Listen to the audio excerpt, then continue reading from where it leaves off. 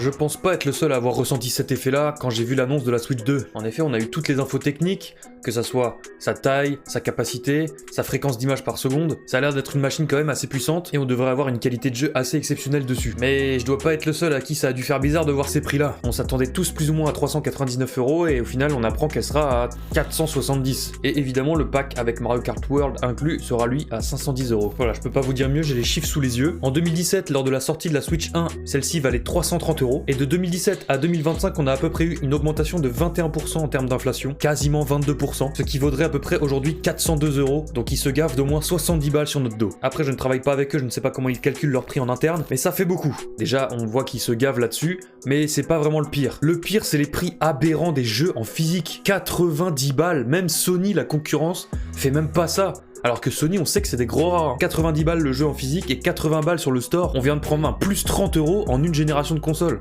C'est du jamais vu. Les jeux Switch neufs qui sortaient, ils étaient déjà à 60 balles dans les magasins. Et pareil sur le store officiel Nintendo. Évidemment, il y a toujours l'astuce d'aller prendre ces jeux à Leclerc en physique qui sont à 20€ moins cher en général. Je me rappelle qu'à chaque fois, les jours de sortie, je me pointais là-bas le matin et j'avais mon jeu pour 44€ au lieu de 60. J'espère qu'à ce niveau-là, ça va continuer de suivre. Leclerc, les GOAT, va falloir que vous suiviez là-dessus aussi. Ce serait vraiment cool. Parce que 90 balles au lieu de 60, les gars, c'est du jamais vu. Et c'est pas tout, parce que je sais pas si vous savez, mais il y a des mises à niveau entre les jeux de Switch 1 pour la Switch 2, pour les remettre aux normes de la nouvelle Switch 2, à savoir pour améliorer les graphismes et la fréquence. Et d'après les dernières sources, ce serait 10€ pour remettre au point graphiquement, et 20€ s'il y a de l'ajout de gameplay. On marche sur la tête.